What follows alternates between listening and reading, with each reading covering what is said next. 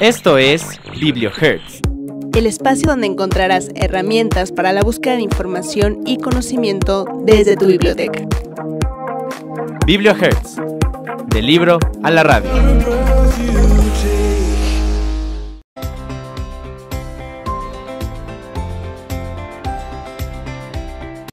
Hola, ¿qué tal? Bienvenidos a BiblioHertz, su programa del libro a la radio.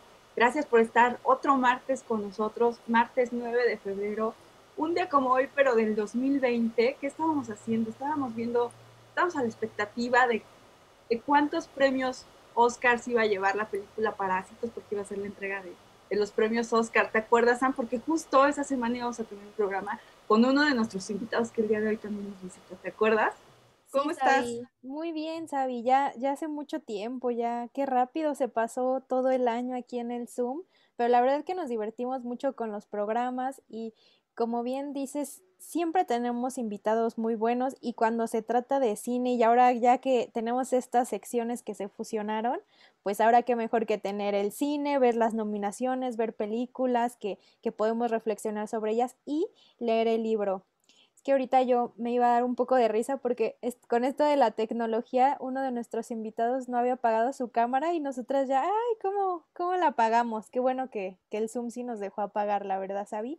Pero, pues contentísimas de que estén aquí, recordándoles que nos pueden contactar a través del WhatsApp al 5610-084243 y pues les mandamos un saludo, un abrazo a nuestros queridos directores, el director Ricardo Zamora, a nuestra querida productora Nancy Medellín y a nuestra jefa Angélica. ¿Cómo ves, Abby? ¿Ya contenta? Súper bien, Sam, súper bien de arrancar ya con dos invitados que no hay pretexto porque una de ellas, no podemos viajar, pero una de ellas cuando nos lee, pues nos transporta a otros lugares. Y otro, no podemos ir al cine, pero no importa, porque con él el cine viene a nosotros con las propuestas que nos trae. Claro que sí, Sabi. Y pues justamente de eso, ya adentrándonos un poquito, vamos a hablar un poquito, Sabi, qué cosas o qué aparatos tecnológicos, qué de la tecnología pensaste que, pues cuando eras más niña, que no iba a haber ahorita hablando de un 2020, que ya estamos iniciando el 2021, ya estamos en febrero, ¿qué pensabas que no íbamos a poder encontrar ahorita en este tiempo o cuando eras más joven? Pues es que a lo mejor tú ya no te acuerdas porque es muy baby, pero yo me acuerdo de la caricatura de los supersónicos, esta típica caricatura donde veíamos que ya hablaban por teléfono, pero lo veías con quien estabas platicando en la pantalla y decías, ¿ay, a poco llegaremos a eso? ¿O te imaginas cuando llegaremos a eso? Esa es una cosa que no nos, como que no pensábamos que iba a llegar tan pronto.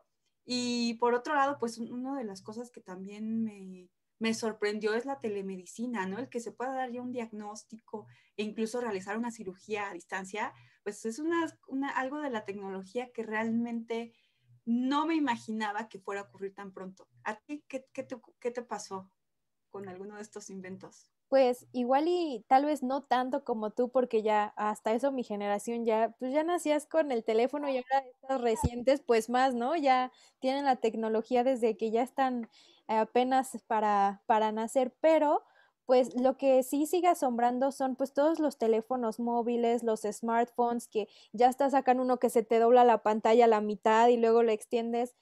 Esa parte de los teléfonos y smartphones, la verdad creo que va avanzando y cada rato que sale el 21, el 28, el XX20, entonces eso la verdad que ha ido avanzando muy rápido y pues sí es sorprendente cómo ha ido avanzando, ¿no, Sabi?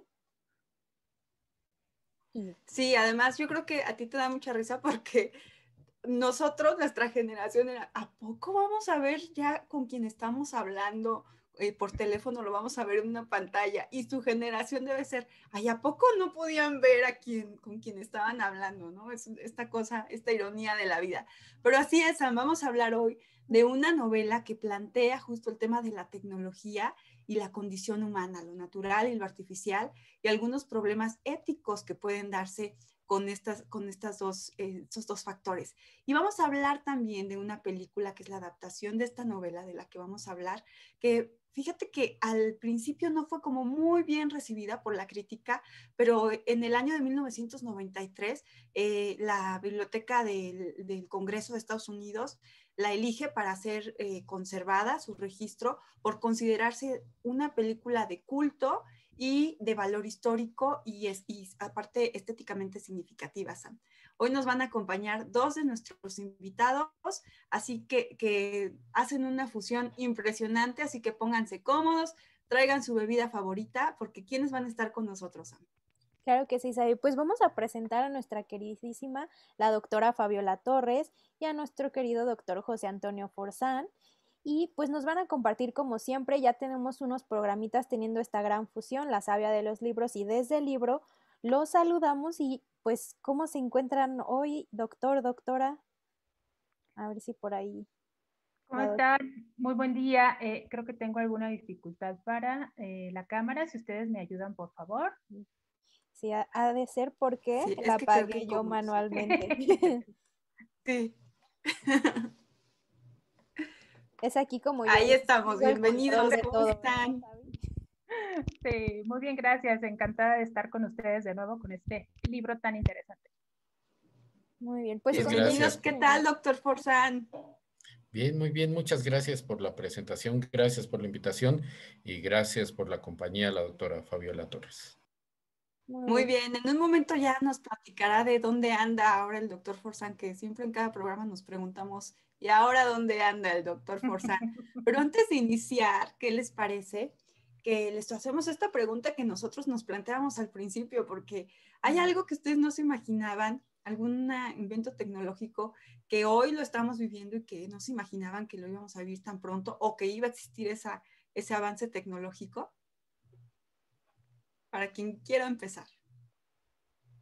A ver, yo creo que Internet y el despliegue tecnológico y todo lo que conlleva en las últimas décadas, ¿no? Yo creo que no nos esperábamos que fuera tan abrumador y que el hecho de estar todos conectados, pues cambiar aspectos en prácticamente todos los ámbitos de nuestra vida. Ahorita con el tema de la pandemia, que estamos enclaustrados, pues nos podemos dar cuenta de cuánto nos ha permitido tener Internet, ¿no? Cuántas cosas no podríamos hacer comenzando por trabajar, comenzando por este programa, por ejemplo, si no tuviéramos esta capacidad de conectarnos o de estar interconectados, ¿no? Yo creo que Internet es, por supuesto, de las grandes revoluciones que hemos tenido y a lo mejor los viajes espaciales, ¿no? El comenzar a acercarnos un poquito más a pensar en una futura colonización de Marte, que también es a propósito del libro que vamos a leer, pero que haya ya una empresa que está destinando recursos, además de la NASA, ¿no? Para explorar cohetes que en algún momento puedan llevar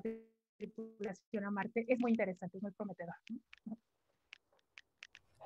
Pues, pues yo vi el decrecimiento de las computadoras en carne propia, porque mi papá se dedicó toda su vida profesional a la programación, ¿no? Bueno, y es muy interesante porque, pues, me acuerdo, yo estaba muy chico, no sé qué edad tendría, que me llevó a su oficina y era un enorme galerón en donde había unas máquinas enormes a temperaturas, pues no bajo cero, pero casi, y era pues una cosa impresionante, ¿no? Cómo nos llevaba también, nos trajo a nosotros unas tarjetitas perforadas en donde pues se metían las indicaciones a las computadoras, ¿no? Entonces hasta me regaló una vez una de Snoopy, ¿no? Entonces, bueno, que no sé en dónde ande, seguro la tengo, pero no la he visto últimamente.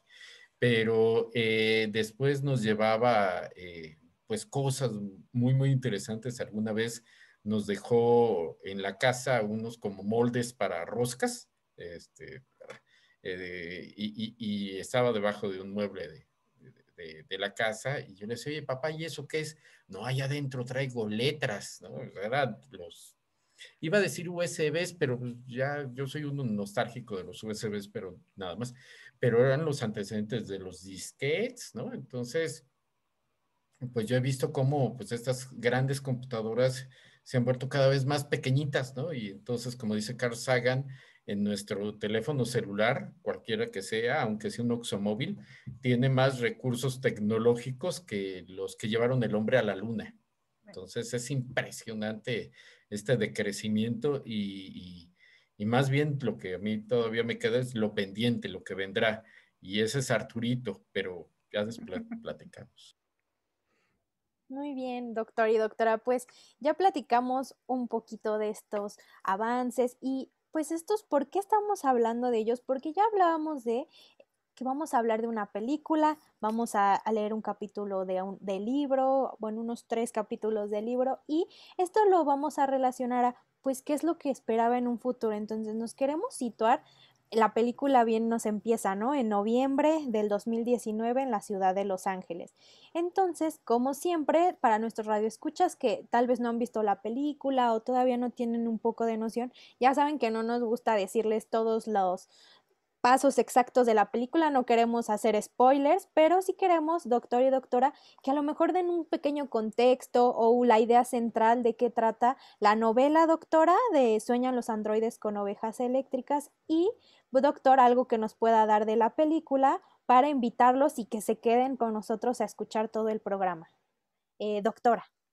Claro que sí. Bueno, es una novela que se escribe en los 60s, ¿no? Es una proyección, una distopía, ciencia ficción, y efectivamente la historia transcurre en los 90s, ¿no? Ya quedamos superados en el tiempo, pero se trata que después de una gran guerra mundial, dice, ya nadie recuerda por qué fue la guerra, pero ocurrió, hay radioactividad en la Tierra, los seres humanos tienen que emigrar a otros planetas, pero también ya está tan avanzada la tecnología que hay androides que son tan similares a los seres humanos que ya no es posible distinguir a simple vista quién es humano, quién es un androide. Y bueno, los androides fungen como tecnología de servicio para los seres humanos. No obstante, y como toda la tecnología va cambiando, se va perfeccionando, hay modelos de androides muy avanzados que de pronto deciden soñar, por decirlo de alguna manera, anhelan su libertad, se escapan y bueno, hay aquí el protagonista principal, Rick Deckard, que es un cazador de androides y pues nos narra una serie de temas, no solo de ciencia ficción, sino lo que está en el fondo, ¿no? Hablamos de cómo los seres humanos pues van perdiendo, se van alejando de alguna manera, buscan un sentido de vida, pero también el tema ético, moral, en torno a esta casa de los androides que son ya tan similares, digamos, a los seres humanos. Doctor. Sí, bueno, esta es una extraordinaria película de 1982 que rompe muchos esquemas, ¿no? No es una película de acción como tal, aunque es una película de acción. No es una película de ciencia ficción, pero es una película de ciencia ficción. Es una película de misterio, sería una novela negra, por decirlo de alguna manera, pues, en el sentido de la oscuridad de la trama y toda esta cuestión criminalística que la agobia, pero tampoco lo es una película que conjuga muchos estilos. En sus tiempos fue muy criticada, ¿no? Y también muy alabada, entonces fue altamente polarizada.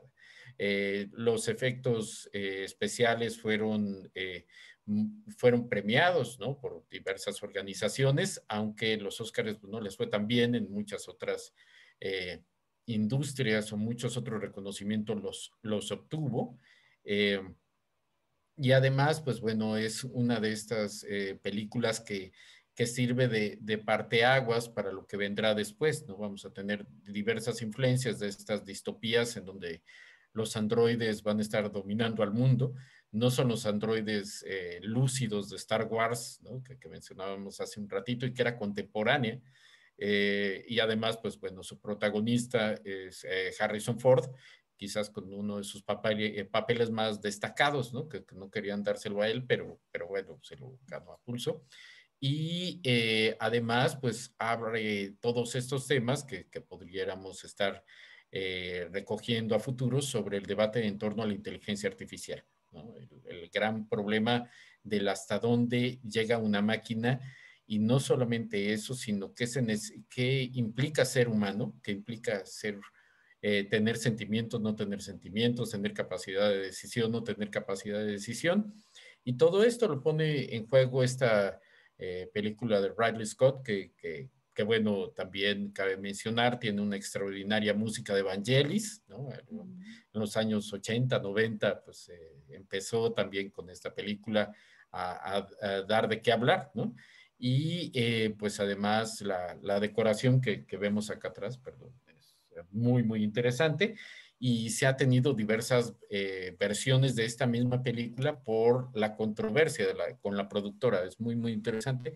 Pero bueno, es una joya, es una de mis películas favoritas, sin lugar a dudas. Doctor, la novela está considerada como género ciencia ficción, pero subgénero cyberpunk. Y a su vez, la película es un género cinematográfico considerado como neo-noir, ¿no? Si lo estoy pronunciando bien, Samantha, que habla francés. Platíquenos un poquito de tanto el cyberpunk, como es considerado el subgénero de esta novela, como de este estilo cinematográfico, si se le puede llamar así, que es el neo-noir. Pues bueno, a ver, el propio cuento extenso de Philip K. Dick, no se lo quiero quemar a la doctora Fabiola Torres, por supuesto, pero data de 1968, si no mal recuerdo. ¿Ah? Entonces, propiamente, este cuento que es una historia de ciencia ficción en la cual se empiezan a gestar pues todas estas grandes tramas que después se recuperarán o que proyectará de una manera muy interesante Isaac Asimov a través de las leyes de la robótica, ¿no? que aquí no están claras, ¿no? Es una cuestión medio extraña. Está muy condensado, ¿no? Hay algunos intentos, bueno, hay continuaciones del cuento, inclusive yo no los he leído, pero hay un autor que era amigo de Dick, hizo continuaciones que no he leído, pero estarán en mis pendientes. Sin embargo, la película, al ser de 1982, sí recupera algunos elementos del punk.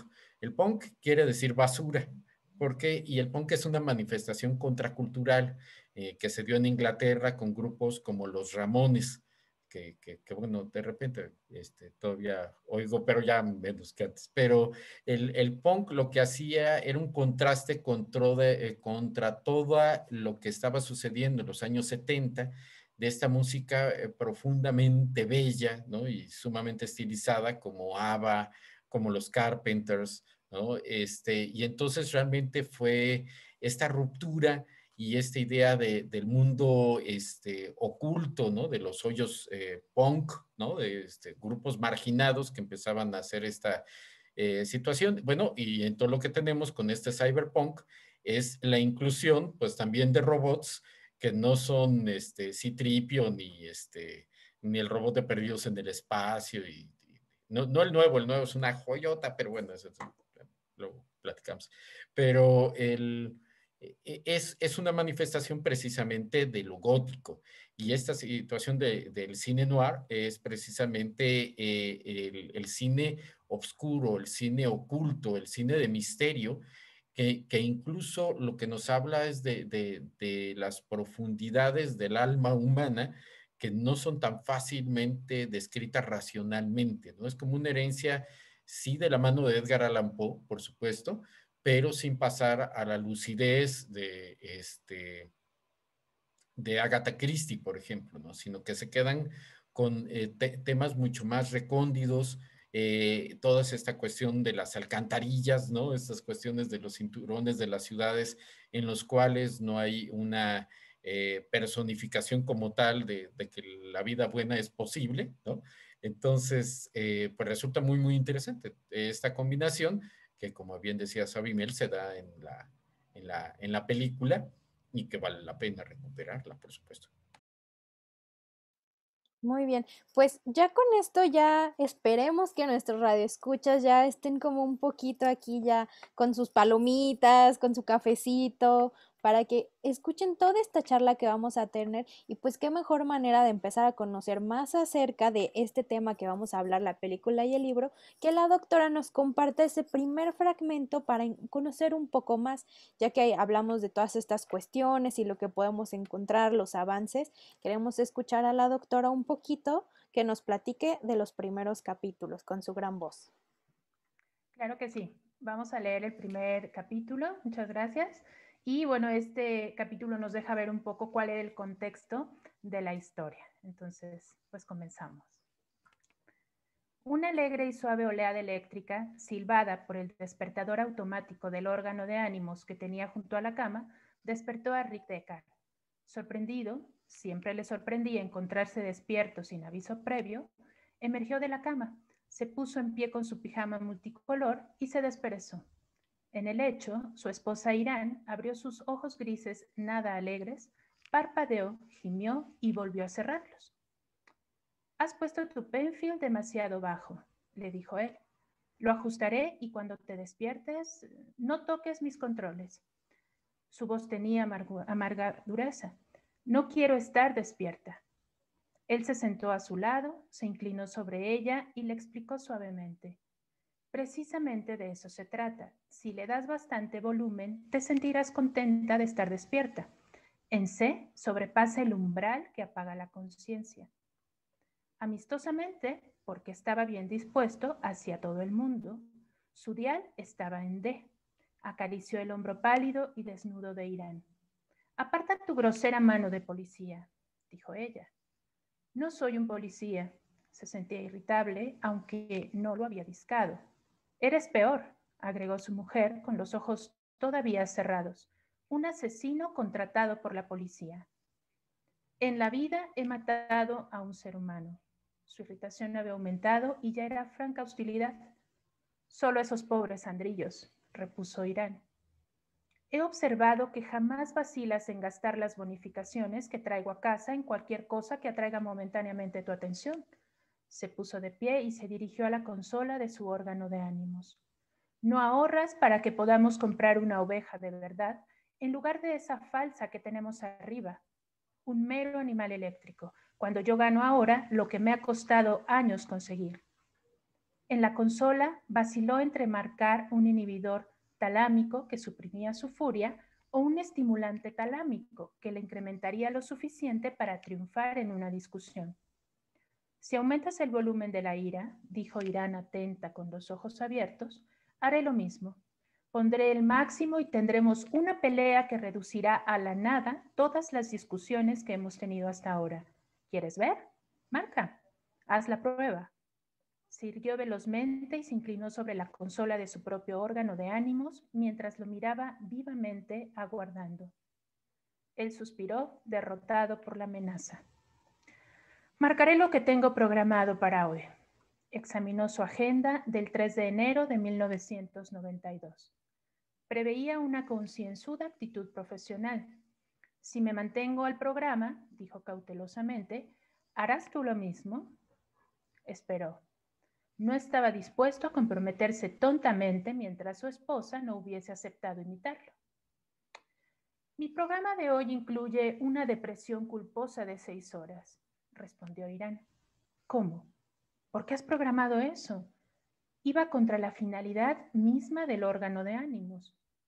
«Ni siquiera sabía que se pudiera marcar algo semejante», dijo con tristeza. «Una tarde yo estaba aquí», dijo Irán, mirando naturalmente al amigo Buster y sus amigos amistosos, que hablaba de una gran noticia que iba a dar cuando pasaron ese anuncio terrible que odio. Ya sabes, el del protector genital de plomo Mountain Bike. Y apagué el sonido por un instante. Y entonces oí los ruidos de la casa, de este edificio, y escuché los apartamentos vacíos, completó Rick. A veces también él escuchaba cuando debía suponerse que dormía. Y sin embargo, en esa época, un edificio de apartamentos en comunidad ocupado a medias tenía una situación elevada en el plan de densidad de población. En lo que antes de la guerra había sido los suburbios, era posible encontrar edificios totalmente vacíos, o por lo menos eso había oído decir. Como la mayoría de la gente, dejó que la información le llegara de segunda mano. El interés no le alcanzaba para comprobarla personalmente.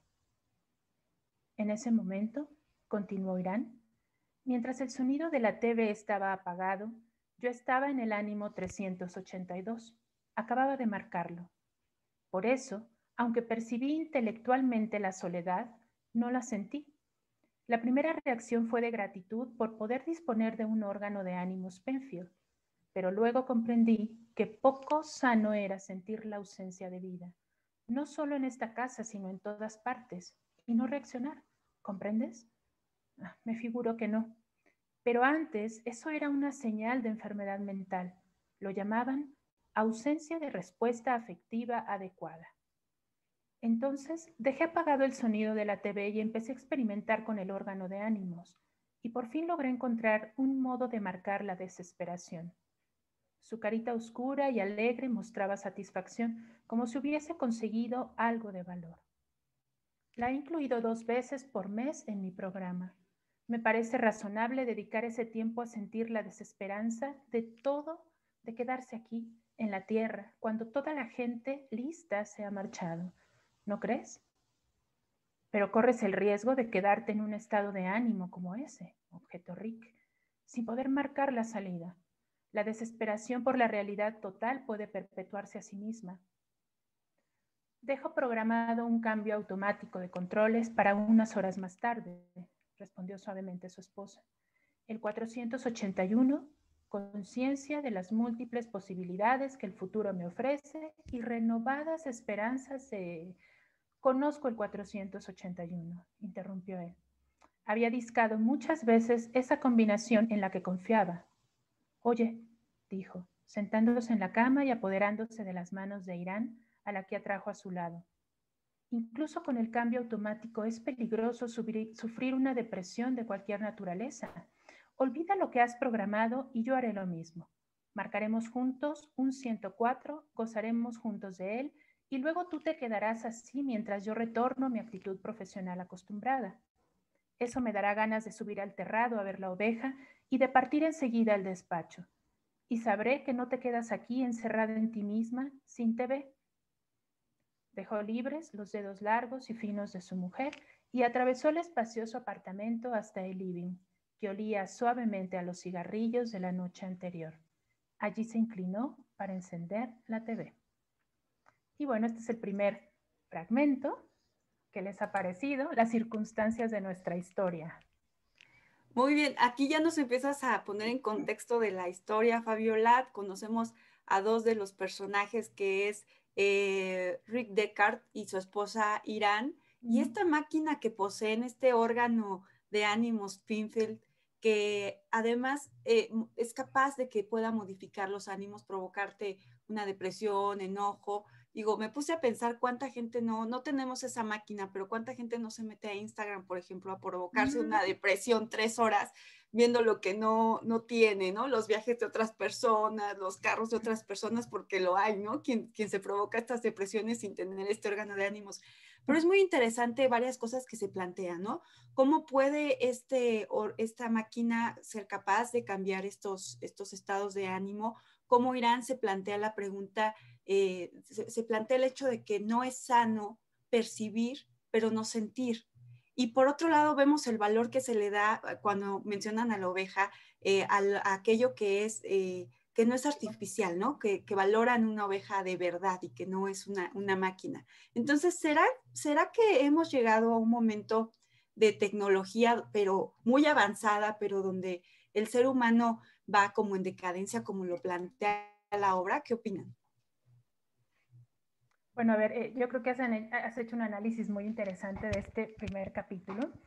Hay hasta cierta añoranza, creo yo, por la condición humana. Imaginemos las circunstancias de lo que los rodea. Hubo una guerra, seguramente nuclear, está todo destruido, lleno de polvo. Los más listos son los que se fueron a otros planetas y se quedó en la Tierra, o los que no pudieron, o los que no eran tan listos, y ellos ya saben que de alguna manera son como humanos de segunda, por poner un ejemplo así muy burdo. Y ella en un momento de lucidez dice, oye, pues es que en realidad todo esto que tenemos no es lo maravilloso, no es la alegría, no es lo máximo. tengo que sentir desesperanza. Ella sentía un poco no sé si en su conciencia o esta añoranza de la condición humana de sentir desesperanza y dolerse de la situación tan crítica en la que estaban sumidos, ¿no? Entonces yo creo que es un primer capítulo muy interesante, la verdad, una máquina de un órgano de emociones, de sensaciones que nos haga sentirnos mejor o ir midiendo cómo nos vamos a sentir a lo largo del día, pues ya es jugar con nuestra propia condición, con lo que nos hace humanos, con lo que nos hace naturales, que es poder reaccionar al entorno, a los estímulos, a lo que nos pasa, ya sea interno o externo. Y aquí lo estamos moldeando, lo estamos regulando a través de una máquina para poder nosotros programar lo que queremos sentir o lo que queremos ser, ¿no? Entonces, bueno, creo que esto es parte también de la distopía, ¿no? Doctor. Pues sí, es un problema que realmente, como la buena ciencia ficción, es un problema profético, ¿no? Porque realmente, si bien no tenemos esta situación de vida como la que nos plantea Blade Runner, ¿no? Vaya, las ciudades no están así, ¿no? No están en esta oscuridad ni tan vacías porque ya nos fuimos a otro planeta, pero sí hay ciertos comportamientos, y eso es lo importante, ciertos elementos de decisión que nos están obligando a repensar lo que hoy vivimos, ¿no? Y justo en la mañana revisaba un artículo sobre los riesgos del teletrabajo, ¿no? El problema del teletrabajo es que realmente no hemos sabido ser realmente equilibrados, ¿no? Nuestras emociones están totalmente perdidas en estos nuevos sistemas de tienes que trabajar todo el tiempo, ¿no? Esto es lo que ha ocasionado la tecnología, ¿no? Y además son tecnologías inteligentes, ¿no?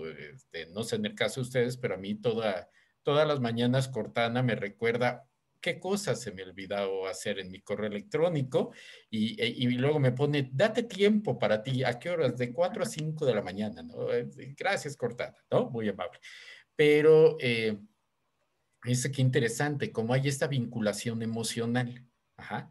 Es decir, Cortana nos está diciendo, una máquina, ¿no? Un replicante me está diciendo a mí que me tengo que cuidar emocionalmente. O sea, yo no sé si eso es más cercano a Blade Runner que los autos voladores, ¿no? Que bueno, ahí se mencionan. Eh, pero eso nos habla precisamente de esta capacidad que tiene la tecnología de lograr una simplificación de nuestro universo para poderlo replicar, ¿sí? Es decir, estos códigos de ceros y unos en los cuales estamos todos metidos ahorita en Zoom, ¿cómo se va traduciendo? ¿Y cómo nosotros podríamos tratar de traducir nuestras emociones en ceros y unos? Es una cuestión de búsqueda de control emocional, ¿no? Por eso los replicantes son tan impactantes en la película, ¿no? Porque esa es la tensión continua que se ve. Son personas porque tienen emociones y han logrado que precisamente con la adecuación de la tecnología tener ciertas reacciones muy similares a las que tiene la persona, ¿no? La cuestión de las lágrimas y todo esto que se ve de una manera magistral en la película, pero esta tensión es la que estamos viviendo, ¿no? O sea, ¿hasta dónde es el ser humano? Porque si bien es cierto que existe Instagram y las redes sociales para generar dopamina y que nosotros nos hagamos adictos a este cúmulo de información que nosotros le estamos pasando al señor Zuckerberg, ¿no? Para hacer lo que él quiera con nuestra información. Saludos a Mark Zuckerberg, por cierto, y a los dueños de Zoom. Pero por el otro lado, también tenemos otra cuestión importante, que son los psicotrópicos, ¿no? Es decir, ya hay muchos diagnósticos que se hacen a los niños pequeñitos, ¿no? Que supuestamente tienen TDA y que les empiezan a meter fármacos para controlar emociones, ¿no? Incluso nosotros mismos, ya de grandes, no, es que está deprimido, métele Prozac, ¿no? Entonces, estamos tratando de tener unas emociones que nos hagan productivos, no que nos hagan felices. Es que ya no puedo, estoy muy deprimido por el trabajo, ahí te va el Prozac. No, ya estoy bien, entonces ahí vas a estar. Termino el trabajo, viene el Prozac, ¿no? Entonces o por el fármaco que quieran. Pero entonces, ¿para qué estamos metiéndonos o para qué existe este control emocional? para ser productivos, no para ser felices. Esa es un poquito la distopía que estamos viviendo, no la distopía que nos plantea Philip K. Dick, por supuesto, pero este órgano de control emocional, ¿no? Y por eso hay tanto auge de la inteligencia emocional, que empezó con Goleman en los años 90 y que ahora ya hay inteligencia emocional hasta para los cuadernos, ¿no? O sea, ¿cómo tu cuaderno tiene que controlar su amígdala, ¿no? O sea, es una cosa impresionante. Pero ¿para qué queremos controlar nuestras emociones? ¿Sí? O sea, el arte surge de emociones descontroladas, ¿no? Se llama catarsis, pero bueno, eso no es productivo, eso no va bien dentro de estos sistemas que todo lo quieren controlar, ¿no? Saludos a Cortana, también hay que respetarlo. Gracias, doctor. Sí, pues justo esto estamos viendo, ya lo mencionábamos un poquito cuando platicábamos de cosas que no creíamos que iba a haber ahorita, y bien lo menciona el doctor, cada rato te llega este mensaje de Cortana, que también ya tenemos ahora que Siri, que Alexa, que en Amazon, que le das tus comandos, los mismos relojes que salieron inteligentes que te dicen, ay, que estás estresado, que ya caminaste tanto, ay, que ya muévete porque no te has movido, haz ejercicio, que te están midiendo eso, pues es en lo que ya estamos y ya lo vemos normal, ya es nuestra parte de nuestros días a día. Y hablando de toda esta tecnología, de este personaje central, de las emociones, queremos platicar un poquito de este Rick, este ex policía que vemos, este policía en el libro. ¿Qué características encontramos de este personaje? Porque también se hace un planteamiento de, y por eso dejé de ser policía, porque aunque eran replicantes, él tenía este conflicto de no me hace sentir mejor si hice algo a un replicante que yo lo veo muy parecido a mí. ¿Qué podemos encontrar de este personaje? ¿Cuál es su misión? ¿Qué podemos platicar de él, doctora? Bueno, a ver, yo creo que hay analistas que dicen que el nombre de Descartes está vinculado con Descartes y que se alude precisamente a este dilema ético de si debería moralmente causar mella en él, matar a un andrillo que luce como un humano, que se comporta como un humano, que gesticula, que parece tener las mismas emociones de un humano y que no pasa nada, ¿no? Que es simplemente una máquina. Entonces, es un personaje, pues es de los encargados en perseguir a estos androides para matarlos, recibir una bonificación, como le decía su esposa, no es un mero policía, pero creo que en el trayecto, en la trama, a partir de este test que nos habla de la empatía, ¿no? Que es la manera de poder distinguir a los androides de los seres humanos, para él ese es, lo veo yo como su escudo, ¿no? Es un poquito con lo que él acalla su conciencia, si se puede decir de esa manera, porque no son seres humanos y en el momento de identificar que es un androide porque no tiene empatía, pues no pasa nada, ¿no? No es un ser vivo, por tanto no debo sentir culpa, no debo sentir un peso moral si los elimino, ¿no? Sí, es esta cuestión de continua tensión entre qué es un objeto y qué es algo que no es un objeto, ¿no? Porque un objeto genera cierta responsabilidad y cierta posibilidad de sentido. No podemos estar rompiendo los cuadernos del otro, ¿no? Tenemos que respetarlos y hay que entender pues también la dinámica de producción de los cuadernos, ¿no? Pero en este caso hay una cuestión importante que de nueva cuenta lo que ve Rick es el problema de qué es lo que identifica a una persona como tal, ¿no? Entonces, por eso, como bien señala la doctora Torres, pues hay una tensión porque ya no sabe si los replicantes o los andrillos, ¿no? Son seres humanos o no son seres humanos. Entonces, por tanto, no puede tener esta relación de dominación de A frente a B, ¿no? Esa es una cuestión muy importante. El ser humano domina las cosas y les da sentido, pero cuando ya el otro alcanza tal perfección, que eso también es bien importante como pregunta de desarrollo. O sea, todavía no hemos llegado a esta inteligencia que sea 100% de réplica humana, ¿no? O sea, ya hay ciertos pasajes que han tenido una superación muy clara respecto a lo que vio Philip K. Dick, pero que ahora lo tenemos más cercano, ¿no? Por ejemplo, las máquinas de autoaprendizaje, como Deep Blue, contra la cual perdió Gary Kasparov jugando al ajedrez, ¿no? o nuestros propios teléfonos celulares que ahorita mencionaban. Deseas activar no sé qué aplicación para que conozca tus patrones de conducta, ¿no? Los algoritmos. ¿Por qué Netflix siempre me pone estas películas que a mí me gustan? O sea, ya son inteligencias de autoaprendizaje. Ajá.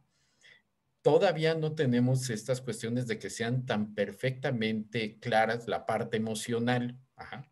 El problema va a ser cuando esto, si acaso, ¿no? Esa es la gran pregunta, llegaremos a producir una serie de replicantes que no solamente autoaprendan, que eso está muy interesante, pero también hay que tener cuidado, ¿no? El proyecto Watson de IBM, en lo cual, pues, ahí echen un ojito, porque resulta que Watson autoaprende de tal manera que ya ganó un Jeopardy, el concurso este donde uno tiene que formular las preguntas para prever las respuestas, que es un proceso de inteligencia y de inferencia que no es tan fácil lograr como seres humanos y menos como máquinas y ya les ganaron los malvados de Watson, ¿no? Saludos a IBM, por cierto. Pero sí es importante empezar a ver qué se puede aprender de esa inteligencia artificial que a lo mejor en manejo de datos nos puede llegar a superar, pero en la forma de atender esos datos, de interpretarlos y significarlos para nuestra existencia, todavía no se lleva a cabo. Entonces, pues bueno, que yo sepa, ¿no? A lo mejor allí en China ya están haciendo algo y yo no sé, o en Silicon Valley y no me han dicho, pero hay que ver qué pasa con todo esto, ¿no? Esa es la pregunta de la película y del libro. ¿Será? ¿No? ¿Y qué va a pasar?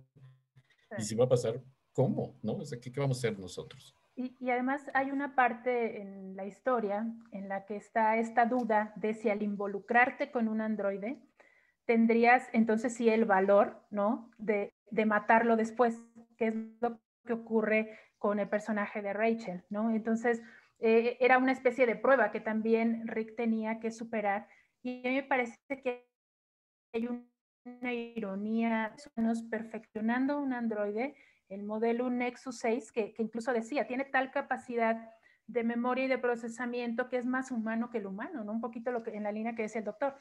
Pero también vemos en este primer capítulo que hay un aparato, que es un órgano de emociones, donde se está programando al ser humano. Entonces, qué ironía, un humano desarrollando un androide que tiene mayor perfección que el propio ser humano en ciertos aspectos y por otro lado creando un aparato que a la vez parece que quiere programar lo que hay de humano en los seres, que es precisamente esta capacidad de reacción, de humanidad, de emociones, de sentimientos, de empatía, etc. Entonces es como una ironía ahí en el fondo muy interesante. Sí, vemos que ya hay como, está involucrado esto de la bioética, pero es curioso porque es en 1968 cuando se publica Sueñan los androides con ovejas eléctricas, pero es en 1971 cuando se acuña ya el término de bioética, ¿no? Entonces es como que iba un poquito adelantado nuestro autor Philip Dick. ¿Qué les parece si vamos a leer el siguiente fragmento y regresamos porque está muy buena la plática? Así que adelante, Fabiola. Muy bien, este es el capítulo 3. Camino de su trabajo, Rick Deckard, como sabe Dios cuántas otras personas solían hacer, se detuvo un momento ante una de las mayores tiendas de animales de San Francisco. En el centro del escaparate, a lo largo de toda la manzana, había un avestruz dentro de una caja de plástico transparente y calentada. Según la placa informe de la caja, acabada de llegar del zoológico de Cleveland. Era el único avestruz de la costa oeste. Después de contemplarlo, Rick permaneció unos minutos mirando el precio con expresión sombría. Luego se dirigió hacia la Corte de Justicia de la calle Lombard, a donde llegó con un cuarto de hora de retraso.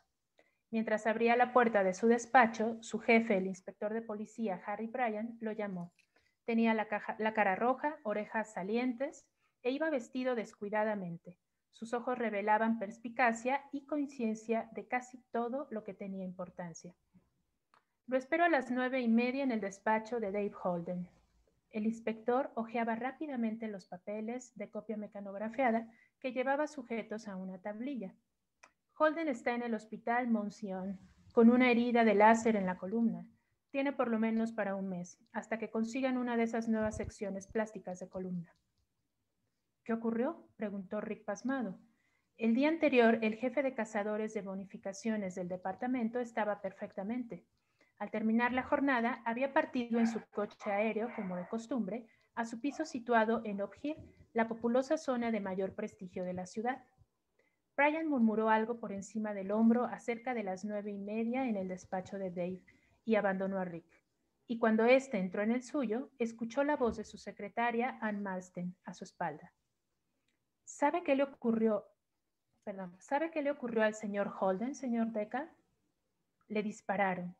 Siguió a su jefe al interior del despacho, encerrado y repleto, y puso en marcha la unidad de filtrado del aire. Sí, respondió él, ausente. ¿Habrá visto uno de esos nuevos andrillos súper inteligentes que está fabricando la Rosen Association? Dijo la señorita Marsden. ¿Ha leído el folleto de la compañía y el manual de instrucciones? El cerebro Nexus 6 que emplean tiene 2 trillones de elementos y puede seleccionar 10 millones de caminos neurales distintos. Bajó la voz. ¿No le han dicho nada de la llamada de esta mañana? La señorita Wilde me contó exactamente a las 9. ¿Alguien llamó por aquí?, preguntó Rick. No, respondió la señorita Marsden. El señor Bryant llamó a la WPO en Rusia y les preguntó si estaban dispuestos a enviar una protesta formal por escrito al representante en el este de la Rosen Association. ¿Todavía quiere Harry que retiren del mercado la unidad cerebral Nexus?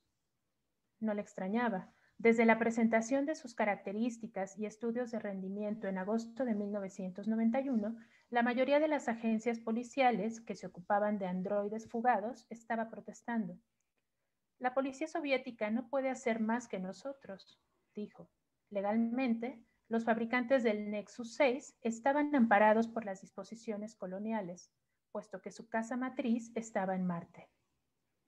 Mejor sería aceptar la nueva unidad como un hecho consumado. Siempre ha ocurrido lo mismo con cada unidad cerebral mejorada. Recuerdo los aullidos de sufrimiento cuando la gente de Suderman presentó el viejo T-14 en el 89. Todas las policías del hemisferio occidental gimieron que ningún test podía detectar su presencia en caso de entrada ilegal. Y en verdad durante un tiempo fue así. Más de 50 androides T-14, según recordaba, habían conseguido llegar a la Tierra de una u otra manera, sin ser detectados durante un año entero, en algunos casos.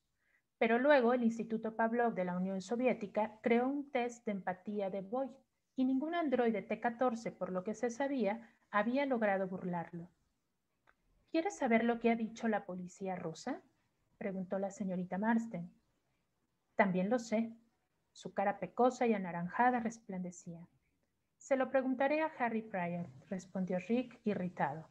Los chismes le desagradaban porque siempre eran más precisos que la verdad. Se sentó ante su mesa y deliberadamente se puso a buscar algo en un cajón. La señorita Marsden comprendió la insinuación y se retiró. Rick extrajo un viejo y arrugado sobre de papel de Manila.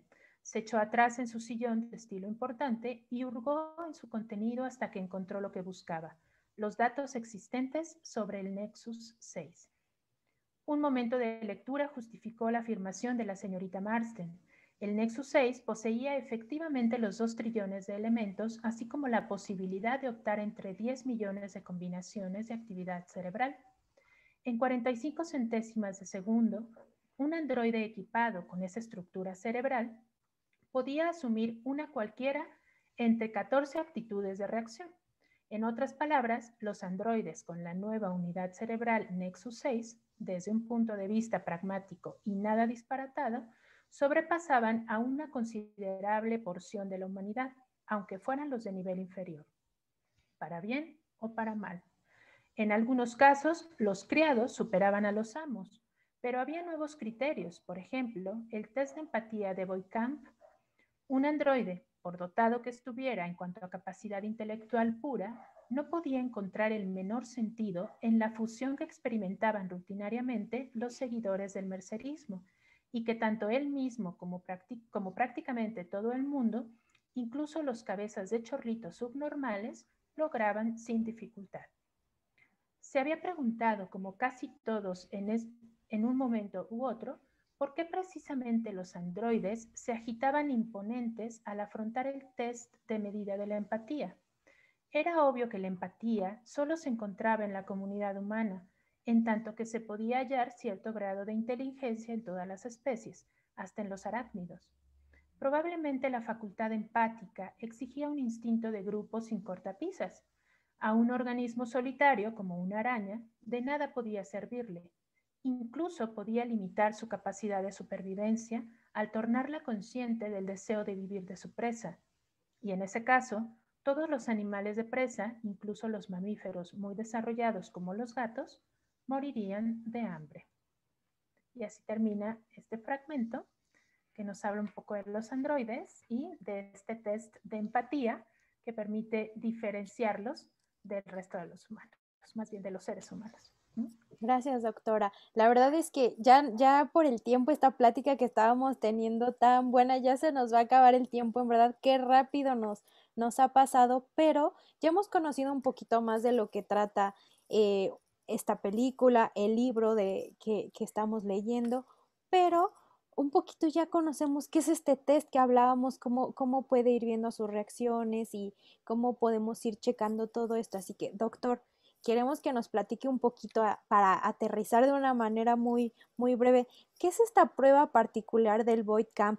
¿Qué es lo que presenta? ¿Cómo servía? ¿Cómo lo podían identificar y ver si era un replicante o una persona? Bueno, precisamente es esta prueba para ver hasta dónde llegan emociones y no emociones, pero yo me quiero desviar, perdón, de la pregunta porque hay algo que creo que es fundamental antes de que termine, y es hablar precisamente del antagonista de Roy Batty, que es el replicante que realmente pone en cuestión cualquier tipo de test. Se sale de toda la posibilidad de articulación y tiene este diálogo, este monólogo impresionante, ¿no? Que dice que ha visto cosas que las personas no podrían creer, ¿no? Y ahí está esta división de esta nueva raza inteligente o con sentimientos y que al final de cuentas termina siendo más emocional y más radical que los seres humanos en la película. Y por eso tiene ciertas relaciones de empatía que los otros no pueden llegar a tener con los propios replicantes.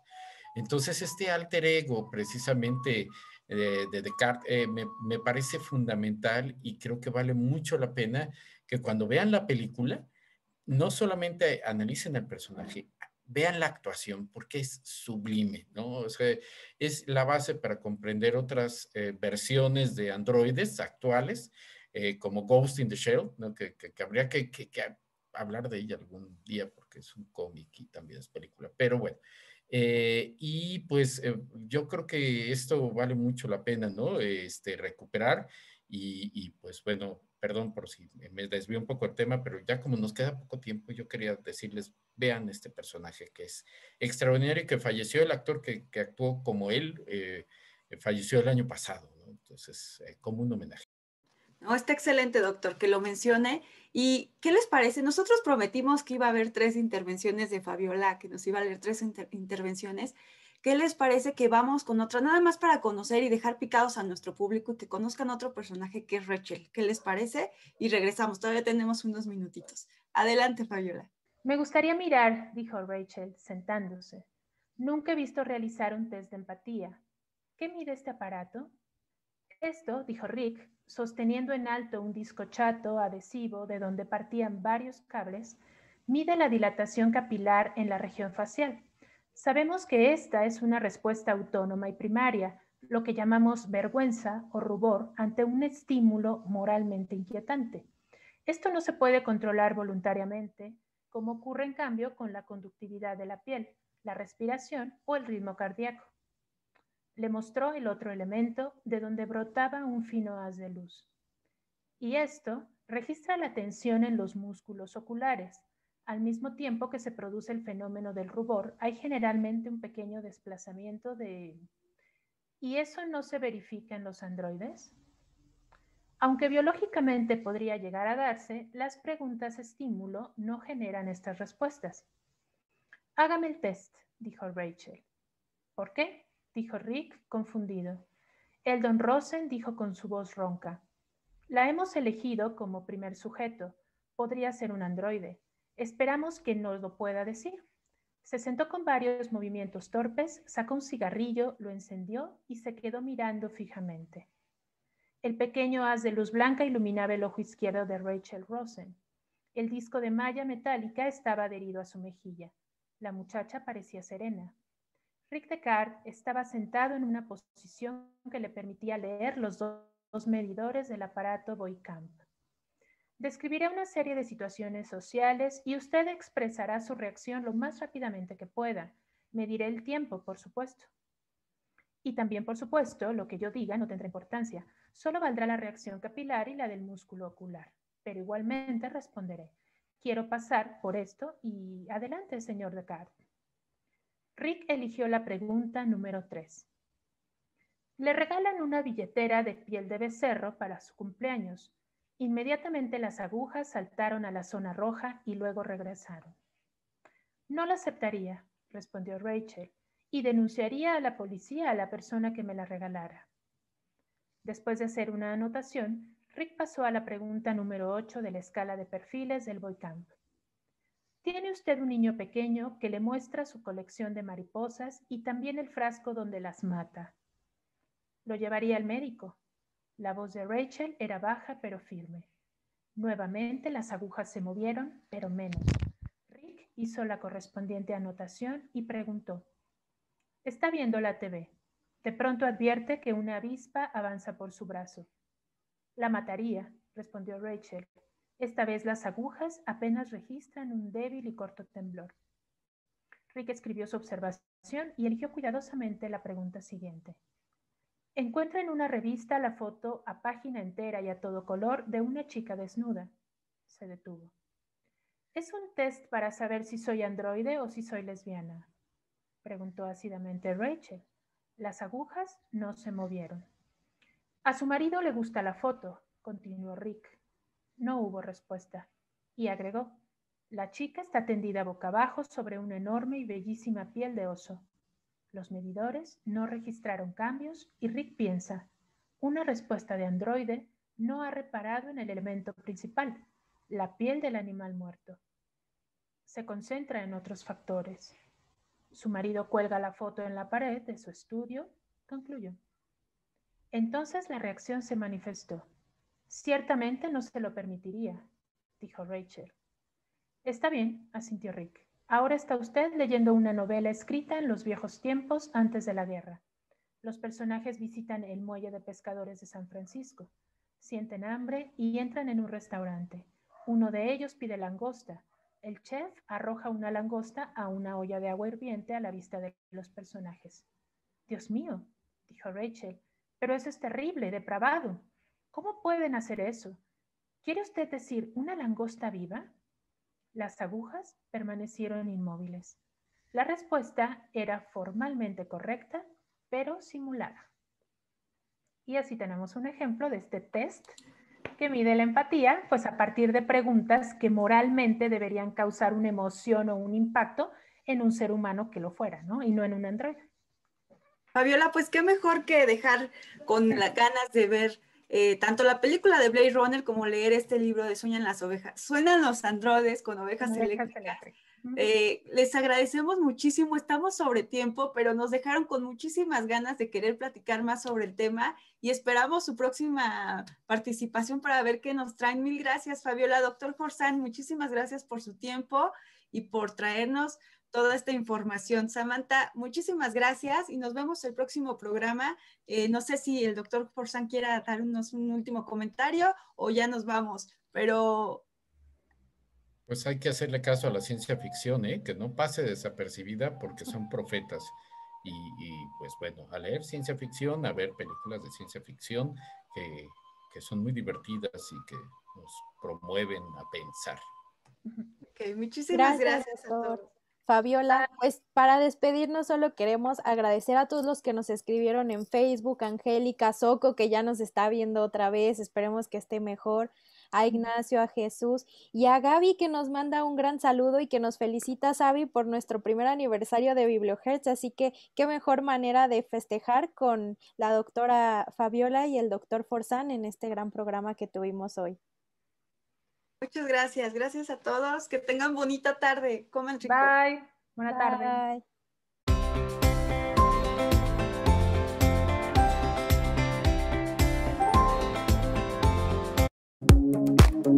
Gracias por acompañarnos.